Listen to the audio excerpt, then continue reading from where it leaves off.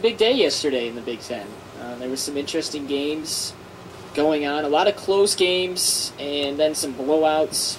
We'll start with one of the close games yesterday. Michigan State went to Indiana, and let me just brag a little bit because I called this last week. Spencer did pick Michigan State, but Adam picked Michigan State in a close game. And before you could really blink yesterday, Michigan State was down 17-0 in the first quarter. I mean, Indiana just came out and they had scored their first touchdown literally, I think, within a minute and a half of the first quarter. They scored 13:43 into the first quarter. I mean, it took a minute and 17 seconds because they came out and they ran a quick spread attack and Michigan State wasn't getting set. And they were moving the football. The entire first quarter, they just dominated. Michigan State couldn't get anything going. 17-0 after the first quarter. So at that point, me watching the game, I'm thinking, okay, we're definitely going to have a close game today. How is Michigan State going to respond? Well, they go to Le'Veon Bell to come back, and then Caper gets a touchdown, and then you're thinking, okay, all the momentum's on the side of Indiana, but give them credit. They come back and get a touchdown, and then a field goal to end the first half. Michigan State trailing 27-14 in the first half, and really Michigan State, it's the same story for them. They could not get anything going in the pass game really in that first half. They tried to ride Le'Veon Bell, but they were two-dimensional. You know, they couldn't get anything going in the pass game, so they're running, and Indiana was stacking the box. Le'Veon Bell did have 121 yards, but it took him 37 carries to do that, and they did have one breakout receiver yesterday, though. Aaron Burbridge, the freshman from Farmington Hills, Harrison, he came out and had a huge day. He got the start at receiver. 8 receptions for 134 yards. A big day for him. He's definitely the go-to receiver for Maxwell. You could see as that game went on, Maxwell got more and more comfortable throwing to Burbridge because he actually catches the football. I mean, everyone says Maxwell stinks. Maxwell, why is he starting? It's not Maxwell. Maxwell's putting the ball where it needs to be, and his guys aren't making the grabs. But credit Michigan State. They came out in the second half, complete different team, and really just steamrolled Indiana. I know they only won 41-37, but the second half, Indiana dominated the first half, but Michigan State came out in the second half and just took over. I mean, they scored the first 21 points, or the only 21 points of the second half. Indiana didn't even get on the board. And credit Michigan State, they did get the job done. A close game yesterday, but sometimes a win is a win, and they did get it. If they would have dropped Indiana, that would have been huge, but they did get the win 41-37. Yeah, it was definitely a good game, you know. I think the thing to take out of this whole thing, not looking at Michigan State, let's get Indiana. Kaufman, the quarterback. Backup quarterback, 33 for 48, 282 yards, 3 touchdowns. Now, a lot of that came in the first half. And this is one of the best defenses in the nation. Still, even though this team isn't good due to their offense, their defense is surely keeping them in every game they play. Absolutely. Even though they're 4-2 right now, this is not a team to sleep on. Michigan State, still a good team. And Indiana's this quarterback here, backup quarterback, because Roberson's hurt, is doing a really good job. And that's credit to Michigan State's defense because Indiana really ran simple plays. You know, they put their playmakers out in space and just ran the little bubble and flanker screens. And that got Michigan State caught off guard in the first half, and Indiana took advantage. They went up 17-0, but then they really went in and changed things up to start the second half. Michigan State knew what Indiana was doing, and Indiana came out in the second half and tried to do the exact same things, and they had no success whatsoever. I mean, they literally could hardly move the ball in the second half. Michigan State really clamped down, and that's credit to the coaching staff because they came in, changed it up in the second half, and adjusted to what Indiana was doing, and then they really just took over in the last 30 minutes of the game. Yeah, and Indiana, they had it there for them the whole time. They were up 2 scores going into the third, and they were still up in the fourth quarter there, halfway through. And yeah, Michigan State didn't take the lead until I think like 6 minutes left in the game. I mean, they had their chances, and Indiana, I don't know what they were doing, but if I was on the sideline, I'd be saying, hey, let's slow down, run the clock, and teams try to do that. That was the thing that was kind of talked about yesterday, is that the coaching staff was a little inexperienced on the side of the Hoosiers, and they didn't try to win the game in the second half. They tried to hold on, and they didn't take advantage of some opportunity. You know, they could have maybe thrown some balls downfield or try and spread Michigan State out a little bit, but they really played it conservative in that second half, and they tried to hold on. And you can't do that in college football because it's a long football game, and a lot of things can happen, a lot of momentum swings. And Michigan State took advantage of that conservative play calling, and literally it was just 2 separate halves yesterday, but they did come out. Big win for them. Still a mediocre team at best, though, in the Big Ten.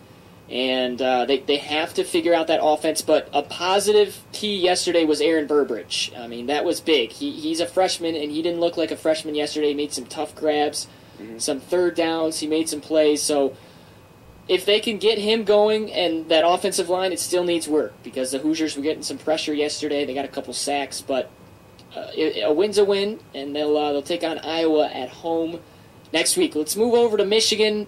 Dominated the Boilermakers yesterday, 44-13, and Purdue, they really got Michigan at the wrong time. Michigan coming off that awful performance against Notre Dame, where they had 6 turnovers.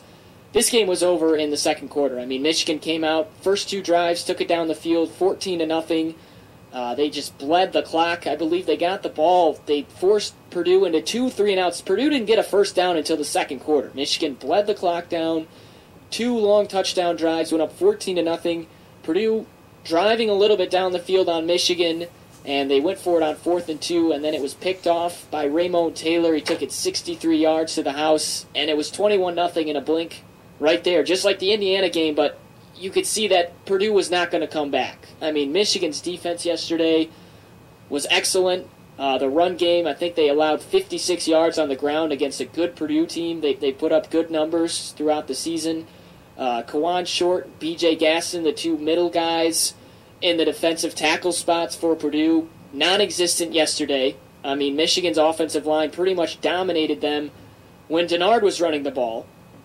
24 carries for 235 yards yesterday. That was the game plan from the mindset of Al Borges, the offensive coordinator. Kept things conservative, kept it on the ground, and Michigan just ran over Purdue yesterday. Really a great game, a bounce-back win for them.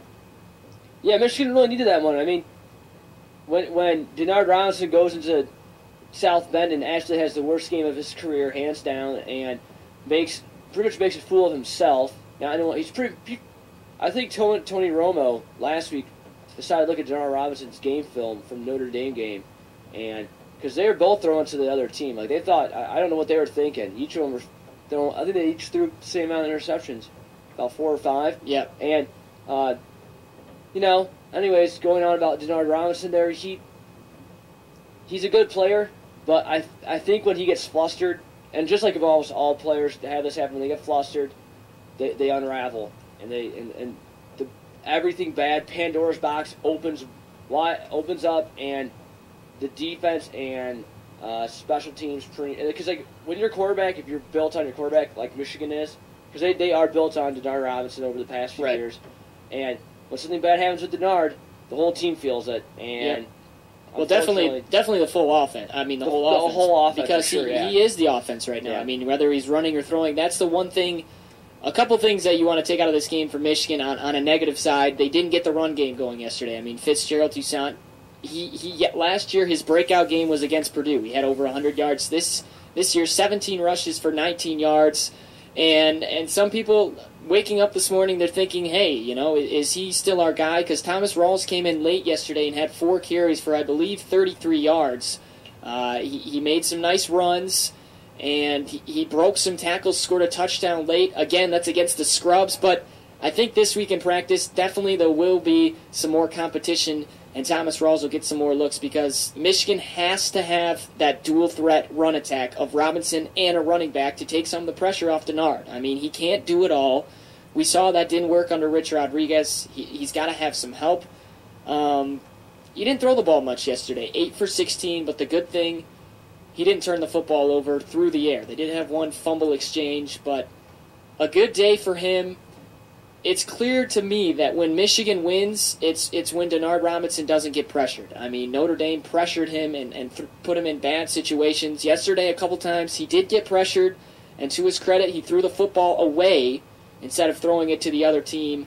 But he needs to do that more often. But a team like Michigan State, they come in, they're going to give him problems. I mean, he's not going to easily be able to put up as many points or yards on the ground. They're going to make him. It's still forced Denard Robinson to pass because he could make a mistake through the air. He made good passes yesterday, but if you can get in his face, he might make a mistake. But I think Michigan established themselves as one of the best teams in the Big Ten yesterday with Ohio State, and we'll talk about them right now. Ohio State yesterday beating Nebraska 63-38. That game was back and forth through the first half, and then a couple of turnovers from Nebraska. Ohio State jumped on those, and they really ran away with this one. An offensive battle in the Big Ten, something you don't usually see, Spencer. Yeah, there is no offense in the Big Ten, typically, and because it's a defensive conference. There's a lot of low-scoring games. Look at the game last week with Michigan State and Ohio State. Exactly. 17-16. So, there definitely needs to be a lot more scoring there because this conference needs it. You look at the Big 12 and the Pac-12, they don't have defense there. And I think that's one thing that kind of makes the Big Ten different because this conference actually has defense along with the SEC, but the SEC, they got offense too. And I think that's why Nebraska's struggling because they came from a Big 12 conference that doesn't have a lot of defense, and you see them come in the Big Ten and they're getting destroyed. I mean, they're giving up huge amount of points to the good teams that they play. We saw it last year. Michigan put up, I think, 38, 40 points on them when they played them. Ohio State came in and put up big numbers last year in Nebraska. I mean, Wisconsin, who's struggling this year, they came into Nebraska last week and put up 27. I mean, how does that happen? This team, or Wisconsin's struggling. They are getting better, but Nebraska definitely. Nebraska needs help defensively. Yeah, I mean they are not going to win the Big Ten Conference until they get some defense. No, Nebraska is they're slowly digging in their own grave right now. 4-2 and 1-1 in the Big Ten right now, and they just gave up 63 points to Ohio State. Now, given it is on the road, nationally televised game at the Shoe, and it's the 12th ranked team in the country. And they are a good team. This is by far the best team in the Big Ten. Probably Ohio State is. Right now, they are the best team. There's no doubt. They're going. I think they have a good chance at finishing the season off undefeated. Right now, that game at the end of the year between Michigan and Ohio State is looking like it may be the best in the Big Ten. Right yeah, now. It might be, and that's the beauty of that rivalry because it's supposed to be and the Big Two. Yeah, it's like that for years. And that's what it looks like it's getting back to in Urban Meyer's first year, Brady Hoke's second. You see how fast and that's good. The culture has changed. And it's unfortunate that Ohio State is not eligible this year because going into that last game of the year, it would make things much more intense on November 24th. But still, in my mind, that looks like it's going to be the best game in the Big Ten this year. If things keep going how they went yesterday. With that said about Nebraska not having a good defense, they did display good offense yesterday with Taylor Martinez, Rex Burkhead. They had it was big play after big play yesterday, whether it was Braxton Miller on the side of Ohio State or if it was Burkhead or Martinez. Not a lot of defense in that game, but Ohio State just looked too good offensively, and I didn't think Ohio State was going to lose, but I really didn't think they were going to come out and win by this much. I mean, it was a dominant performance. In that second half, they really ran away from Nebraska. So the Cornhuskers, they're still a good football team. They're going to be a tough team to beat in Nebraska. They'll play Michigan and Michigan State along with Northwestern once they get into Legends Division play, and they've got a shot. I mean, it's still anybody's race in the Big Ten. Let's move on to the other big game.